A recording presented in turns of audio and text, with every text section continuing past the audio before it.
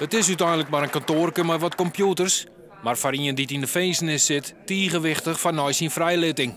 Voor een identiteitsbewijs, een wenning, een baan, schuldregeling of zwarg kunnen ze de nou terugten.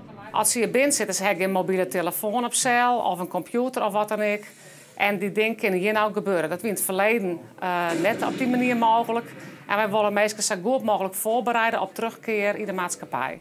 Reïntegratie in de feestnis werkt het op oren plakken al goed. Het blijkt dat een hoop gedetineerden op die manier beter naar buiten te komen. En dat terugdringen recidief goede cijfers liet zien en dat de veiligheid in de maatschappij toeneemt. Dat kan al beginnen, maar regelmatig werk. Liek als bij Piet, die het netwerkember in beeld wil. Hij zit bij de klussendienst. Je leert ook met andere mensen om te gaan en zo. En sociale contacten en zo, ook beter. En het is gewoon ook leuk om te doen. En het is, voor mij gaat de wereld weer open, laat ik het zo zeggen. Hè? Omdat ik weer aan het werk ben. Ik heb er in het begin gehad, dan zat ik alleen maar aan een rollerol. En toen zag ik het helemaal niet meer zitten. De hele wereld boeide me niet eens meer. Om alle instanties van detineerden bereikbaar te maken, wie er voor de tweede keer nog een banenmerk in de feestnis. Benammen van de uitstuurbureaus wie een soort belangstelling.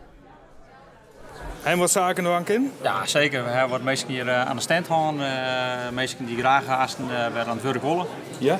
Ja, zeker. Wat hebben we dan te bieden? Maar meestal vaak wel baan te bieden in het productiewerk, vaak wel wat in de bouwwerk, metaalwerk. Deze jongens die willen graag weer aan het werk.